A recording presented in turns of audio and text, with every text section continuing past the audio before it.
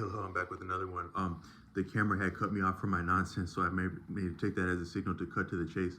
But I was almost saying that we can frame anything as anything, and maybe the best, most enlightening way to appreciate this channel would be to as a metaphor for this channel being similar to not only left field but a cohort in a section cordoned off in a baseball stadium just past left field, where a baseball has landed into a vicinity of space cadets, and how such a spectacle would be appreciated and embraced by space cadets, while also peppered with and surrounded by a larger cohort of general members of society that are not under the rigors and training or the background or eccentricities of space cadetry, but yet could be even more maybe vulgar in how they would approach baseball landing there and an original thought landing there. But I want to say that a lot of things can be appreciated just by like having fun and viewing something different. So like the something that I use for work, I actually appreciate it more as a go-kart. And I think everyone knows that go-karts are cooler than cars. So I just wanted to say that like we can frame anything in a cool way and like and feel better about it and maybe be more confident about it how we frame it. But I want to offer this channel that, but I want to say I want to talk about what may be some of the greatest superpowers. Where I've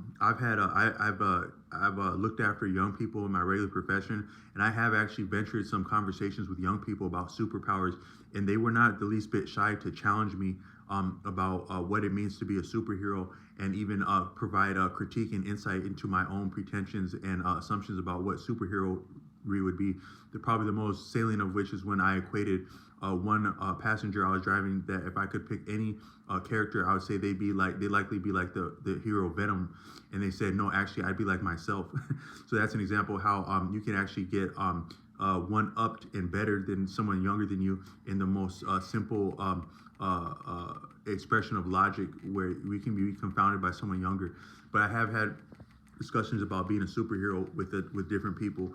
And my adult brother, who's an artist, but also young people, and it's just interesting to talk about superpowers. But I think I might be able to convey what might be the two of the greatest superpowers. I said somewhere else that most great things exist in a pair. In some of the older works of India, they say that no eminent figure, be a king or some great personage, is anything potent without their counterpart.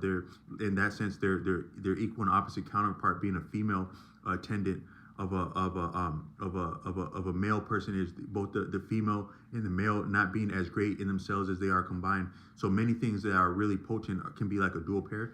So if I want to say the greatest superpower that I'm aware of, now if I wanted to hide something from anyone, if anyone viewing this channel, if I wanted to hide something from you for the most effective time, maybe not the longest time, but the most effective time, like say your keys, I would find a way to place your keys in your own hands, past your awareness somehow, and then have you search for your keys. That might be the most difficult position to find your keys that's possible, at least in the short term.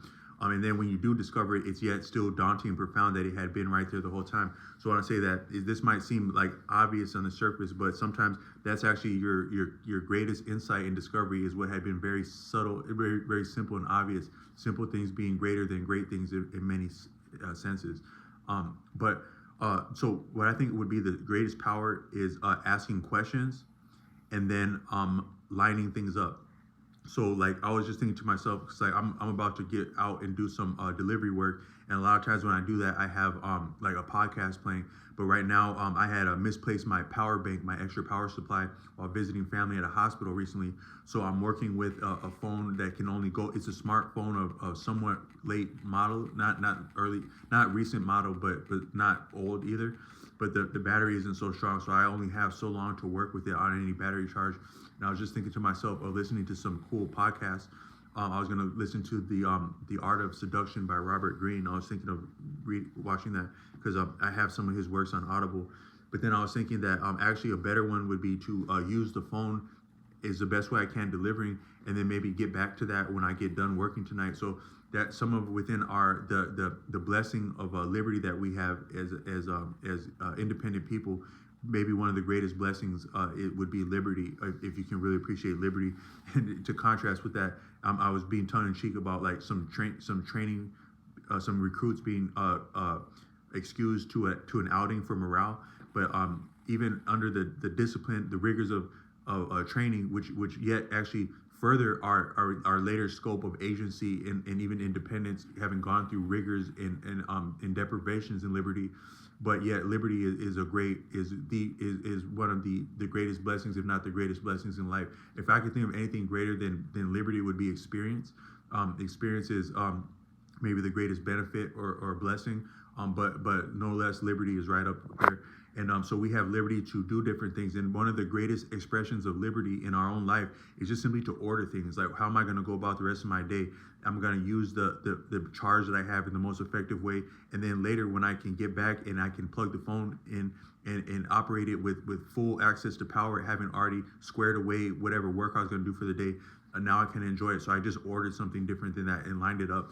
So if I want to say, it's like the greatest superpowers that I'm aware of would be to ask questions and then to line things up. If you can imagine like a row of dominoes, all the things that we achieve are likely to fall down fall apart and fall down in uncanny and yet awesome misfortune, to just simply like knocking over a bunch of dominoes, where a lot of what we build up will fall down similar to how dominoes do, but yet we are challenged to line things up so that they will